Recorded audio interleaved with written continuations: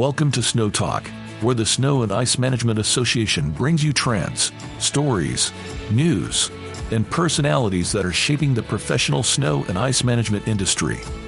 This season of Snow Talk is sponsored by Western Snowplows and Fisher Engineering. So settle in and let's talk snow. When plowing is your profession, it's up to you to keep the world moving through winter's worst. Less time worrying about your equipment is more time for clearing lots. So we'll cut to the chase. Only Western builds efficiency into every feature of our plows and spreaders. With 65 years of experience behind us, we know what it takes to save time and stay profitable. So we make one promise: more jobs done faster.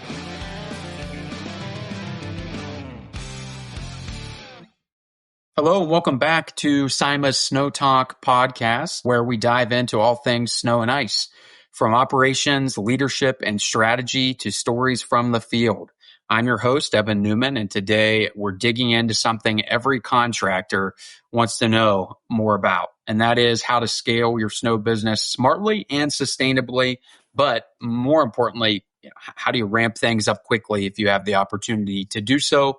My guest today knows exactly what that looks like. Mr. Jim Plona is the Director of Snow and Ice at McNally Services in Lake Zurich, Illinois.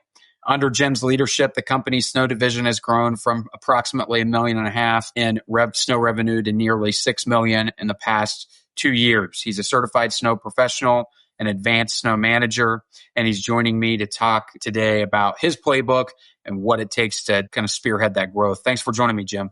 Yeah, thanks for having me on, Evan. I appreciate the opportunity.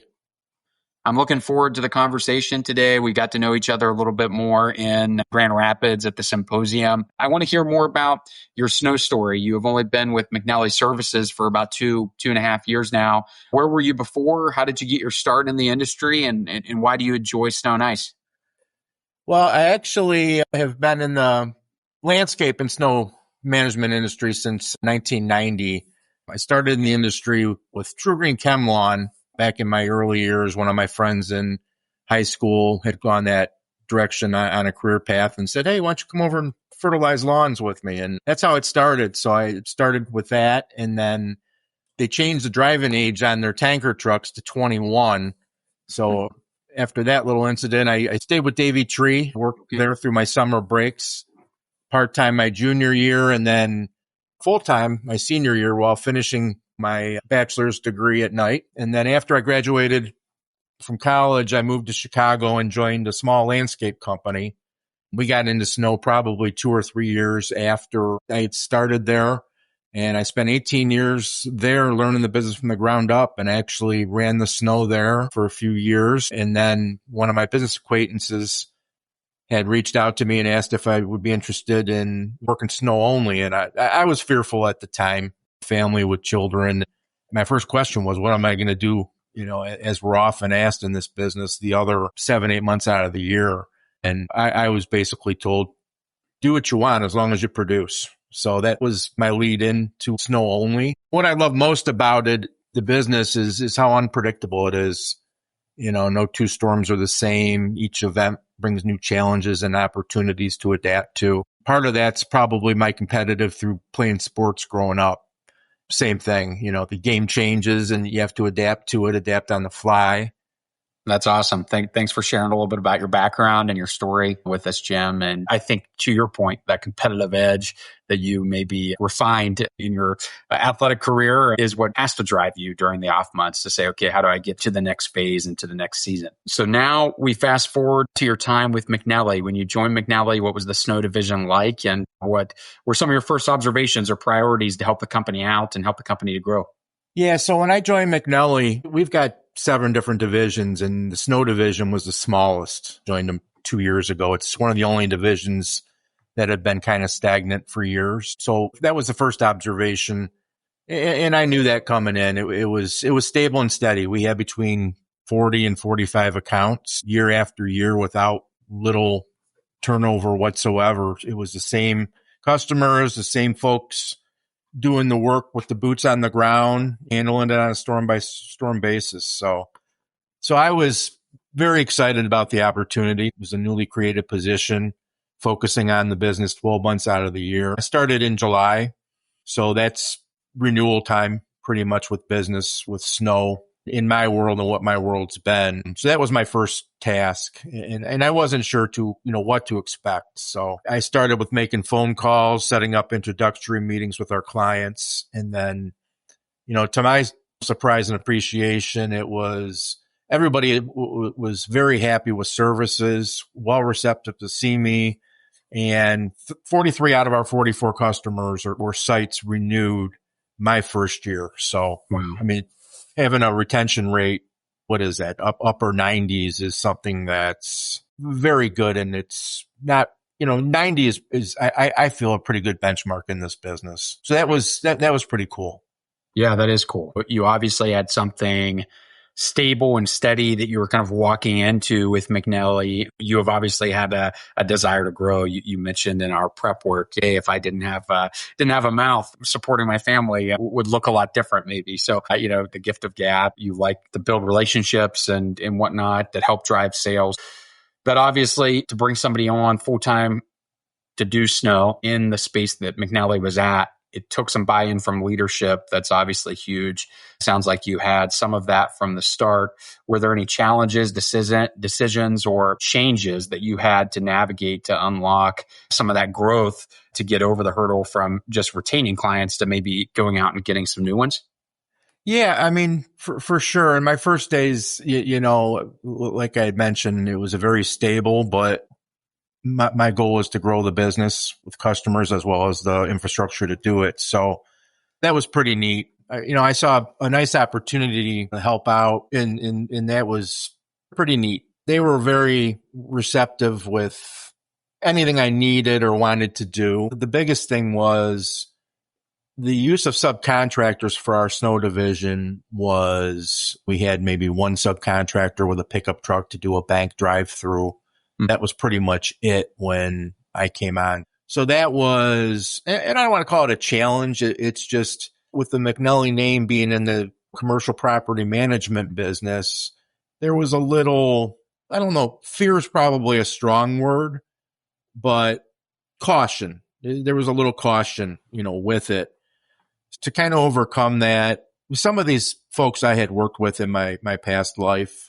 So I knew right out of the gate, these were good folks. But as we grew, came the process of vetting, which going out to their facilities, seeing their equipment and just making sure the McNally name and extension of McNally was going to be the right fit to move forward. So that was, one of the initial caution flags that came out from ownership and the leadership team.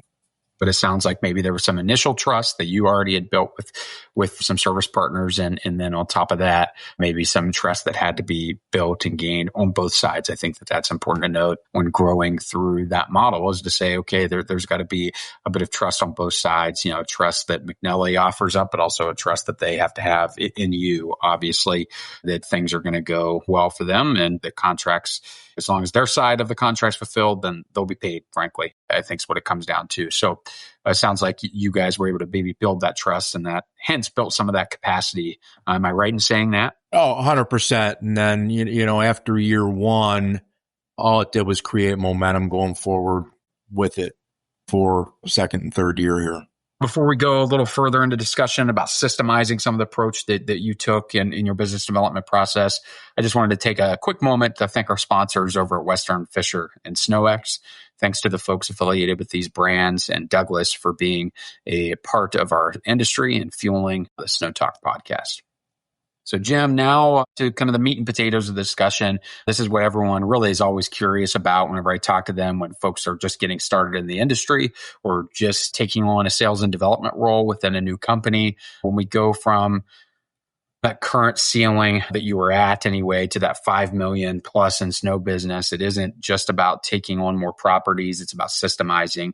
What operational or strategic changes helped you to build capacity for the business there at McNally? Well, I mean, right out of the gate, as most of these businesses evolve, or a lot of these businesses evolve, it's paper, Excel spreadsheets, tracking through invoicing through paper and all that. So one of the things that we worked on initially was getting our fleet and site management software on board, which we did year one. And that worked pretty well. We had probably 60-70% buy-in from our tenured staff that has been here for years. Got it, a little more dialed in, upper 90s this past season. So that was number one. We rolled out a notification system for employees and subcontractors. Back to my Little League days, similar approach where you can reach out to 10, 12, 15 parents at once and say, hey, the fields are muddy. We're going to actually postpone practice by 45 minutes. So the mom's driving frantically home from work to pick up their kid and get them there. It wasn't as frantic anymore. So we rolled that out. As I had mentioned, our strong need to vet and do a good job with business partners. And then thirdly, another tool that we've implemented was something was the use of, weather cameras and weather systems. So we can put them out in various areas on the outskirts of our properties and see when snow is starting an hour west of us or an hour north of us. When it's heading our way, we can see ground temperatures.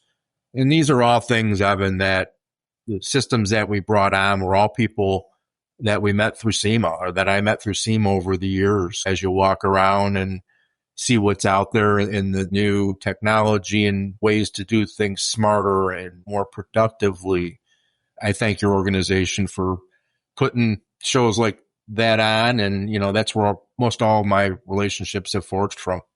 That's awesome to hear. I appreciate you sharing that firsthand testimonial. To anyone listening, I didn't pay Jim for that. He shared it on his own, but I appreciate that. And diving deeper into that topic around equipment and tech and people, obviously you mentioned that 70% buy-in up front. That's huge. That's a victory in of itself. Now it's up to maybe 90% of folks using it and using it confidently.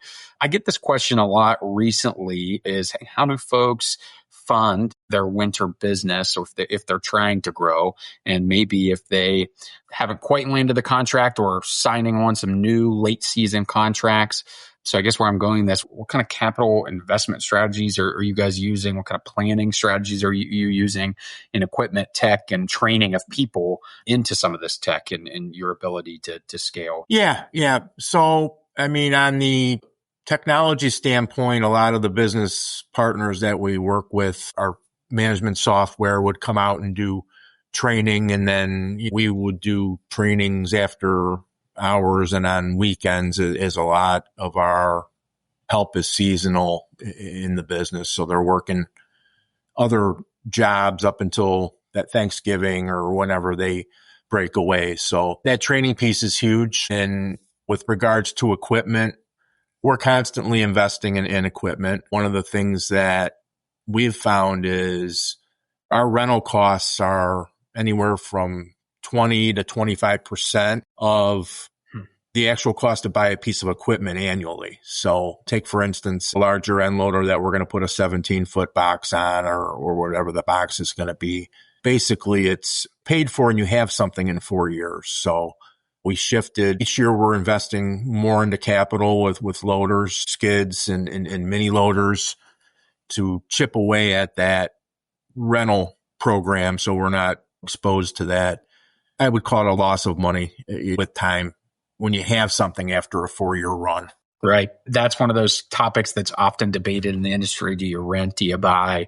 But I think as long as you have a good maintenance and tech backing, I think that the buying option, especially in you guys' case, makes sense because then you can maintain that equipment and you own it and you can see the ROI on it over time. Maybe I'm wrong there, but that's some initial thoughts that I received from folks who are taking the purchase route versus the rental route. That's not to say one is better than the other, depending on where you are and your point of scaling with your company, I think. But any thoughts there, Jim, as maybe a younger company listening to this that's saying rental versus buying? Just curious from your experience and time in the industry. Yeah, when we were smaller and I was smaller, we did do a lot of rentals. It just gets to the point where we talked to our accountant and just made sure it was the right business decision for us going forward. And honestly, I don't remember back in the days, but if you're taking out a loan on a piece of equipment and amortizing it across 4, 5, 7 year or whatever that note is, it's basically like renting, in my opinion. I don't know. I'm not as well versed on that end of it, but that's just my personal opinion.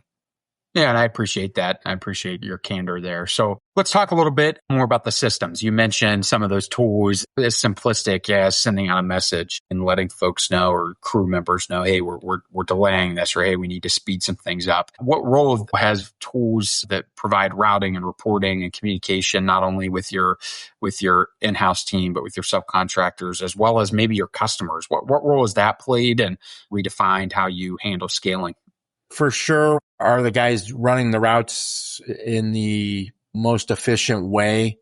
Just like anything, when we have a salt truck that goes out, it runs anywhere from 3 to 5 hours at the absolute most. So where are they going to refill? How much material are they going to need? So when you can plug and play all those numbers, we run everything in acres on parking lots and square footage on sidewalks for production rates. And then when all that's inputted into an operations platform, it really lays it out. And that was very helpful for us from an efficiency standpoint. The call system, same thing. Just like anything, when you're starting out, when you have 3, 4, 5 trucks, you have one guy calling. And then when it grows to 10 or 15, and then you add sidewalk guys, you might have two or 3 people involved in it. So your operations staff is responsible and gets that out. So once you get into larger numbers, you can rely on putting one call out. We use a 3-call system, which basically 24 hours out, it's a heads up. Hey, we've got weather coming. Just be aware of it.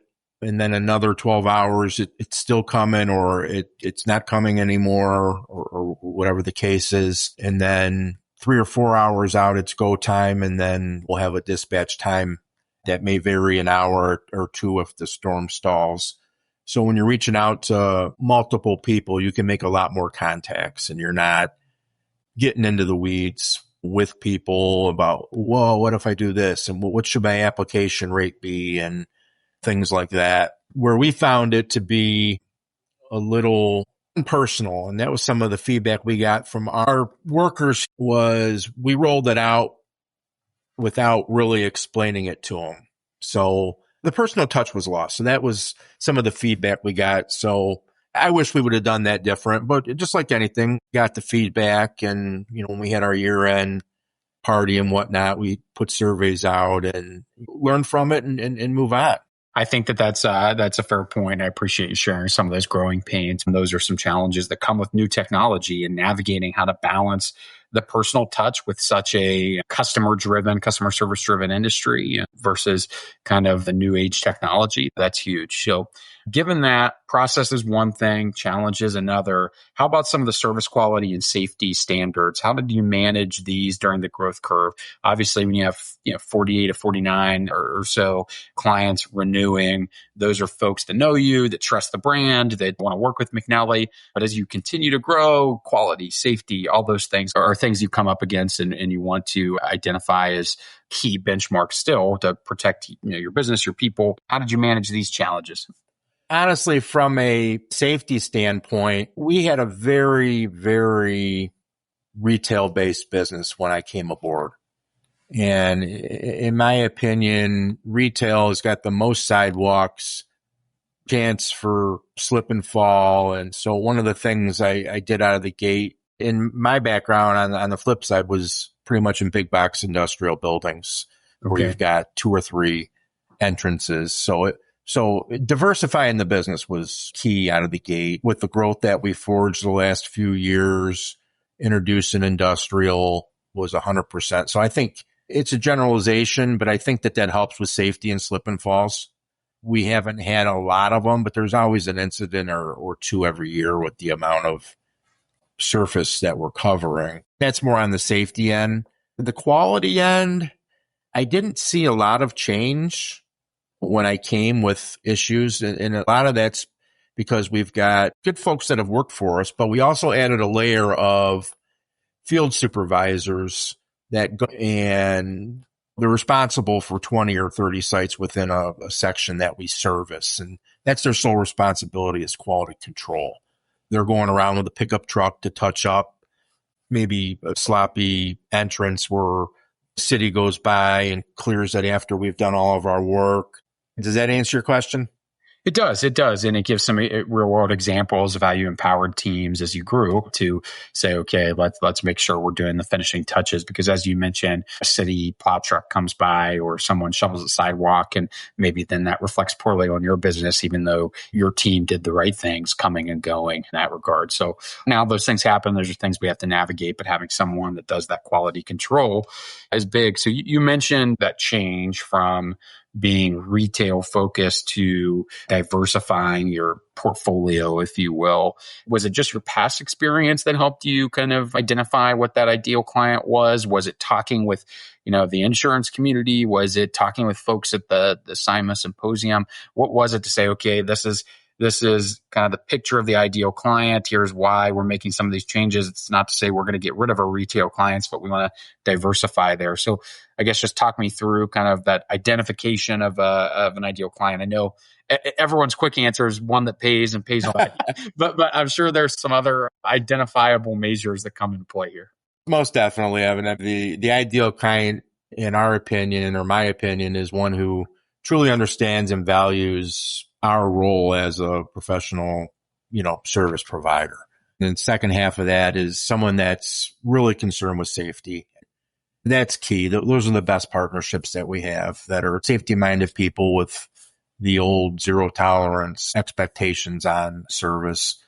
Prior to joining, like I mentioned, my entire past was dealing with industrial, at least the last 12 years of it. So getting that mix was, important. And I relate it back to a couple things. When I started with my last company, we had 4 customers. They were large customers, but we had lost one of them due to, a sellout. And, when you lose 25% of your business, you got to be prepared not to let that happen again. So that was number one thing, is diversifying. Yeah. And if you put that in a level like, if someone had a market niche of handling office buildings, Class A office buildings prior to COVID, they got hurt with not as many cars going in, customers blocking off. They were wanting us to block off portions of their lot to reduce costs because they're not utilizing it all. And that even carried into the actual past pandemic, as work from home policies have remained in effect in a lot of businesses. So the need to diversify, I think it's just like anything, stock market down to simple services, is very important. To answer your question, yeah, it's from people that we've spoken with over the years, have talked about it as well too. But I had a really good friend that had a niche in office that really took it on the chin. So it was an eye opener. Yeah, I hear quite often actually from our snow ops peer group is, there was some immediate diversification that had to happen after and throughout the COVID pandemic, and how people responded to the work from home policies. And to your point, some of those that are still in existence that have impacted small and large downtowns alike, and how people buy not only snow services, but landscaping services as well. So that's a great illustration. You've seen the big results in a short amount of time, but no doubt it took strategy, discipline, risk-taking for some of this to kind of come together the way that it did for McNally Services. So for other snow professionals looking to grow their businesses who are listening today, where should they start? Do you have one or two things that you share with folks when you talk to them at the symposium, or that whenever you talk to them at regional events that you say, oh yeah, here's where I would start if I could do it today? Yeah, I mean, I would say find people that are in your shoes, that will be willing to talk to you and just learn from them. I've been fortunate enough to have amazing coworkers, and we've worked with consultants and mentors over the years that have taught me so much. Just surround yourself with positive, knowledgeable people and pick their brains. There's no wrong question to ask people. And if they're going to be offended, I don't know, maybe that's not the right person to be talking to. Yeah, good point. Yeah, that a rising tide lifts all ships. I hear about it quite often, either at the symposium or the regional events that we attend, is that, we're here because we want to learn more, and not everyone wants to share, to your point. Just like identifying an ideal client, you have to identify an ideal mentor, friend, or peer. But if you can find those people who are willing to share, makes a big difference. So how about anything that you would do differently? Anything that you reflect on and say, hey, I've been in this industry for a long time. We could have done this better. We were pressing the gas too hard at this point, that maybe compromise some other opportunities. Anything you would do differently, or that you reflect on and think maybe I should have approached it a little differently? Yeah, I think I mentioned prior the notification system, rolling that out is one thing where we kind of lost a little bit of that personal touch. Where if we would have had a meeting to everybody explaining what we were doing before rolling it out, that we would have had a little buy-in much faster. Secondly, as we've grown, we've got a team here that is very customer focused. And that being said, I think we overanalyze a lot of decision making with each storm. I think with regards to weather services, we've got, 3 or 4 with infield cameras and route managers and getting them involved with decisions.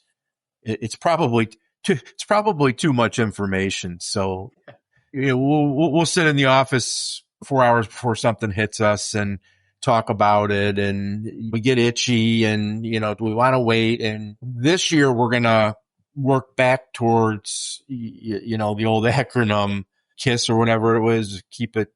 So we're going to rework back towards that. And not to say we're not going to keep our route managers and the people in the field involved with decisions. It just maybe have sidebar conversations with them, and prior to 2-3 folks really making a decision on what time to do it. So that's probably the second thing as we've grown. It's just the old saying, there's too many cooks in the kitchen. I think that was us last year. When it comes to decision making, it's the hardest decision to make with any snowstorm, is when you pull the trigger. And that's something that, when you have all that equipment going, or even 2 or 3 trucks for that matter, when you pull it too soon, you're spending dollars unnecessarily. That's something that we're going to focus on this year. Yeah, I appreciate that. I appreciate you being vulnerable and sharing a couple of things there. I've seen some really impressive war rooms in my time at SIMA and visiting member facilities. And I think the war room strategy, that there's definitely a time and place for it with the big storm that's coming. But to your point, keeping it simple and simplifying it sometimes makes, our operators and our teams a little bit less antsy and less anxious about something that's coming up, so they can just focus on the job at hand and go out and perform it to perfection and work through it. So I think that's a good point. And so with that being said, any final pieces of advice for those taking a listen today? I would say when you look to grow your business, just make sure you don't lose sight of your clients. Make sure it's a client-centered mindset and you don't leave anybody behind, and you continue to create value for your own clients and new clients. And then, as I mentioned earlier, just surround yourself with positive people, be passionate about what you do. Stuff's going to happen down the road. Mistakes are going to happen. We've all made them. Just admit it to your customers. They'll respect you for that. Instead of making excuses, learn from it and try not to make them again. Absolutely. Keep the customer first. That's an old business adage that sometimes folks need reminded of. So thank you, Jim. I really do appreciate your time today. And for those listening, if you're thinking about growing your snow division, I hope today's episode gave you both some inspiration as well as some practical steps to take. To hear more conversations like this, of course, subscribe to Snow Talk wherever you get your podcast, and be sure to share with a friend or colleague. My name's Evan Newman. Again, I thank you for your time. We'll catch you next month. Thanks for listening to Snow Talk, sponsored by Western Snowplows and Fisher Engineering. Check out all of our episodes at sima.org/podcast.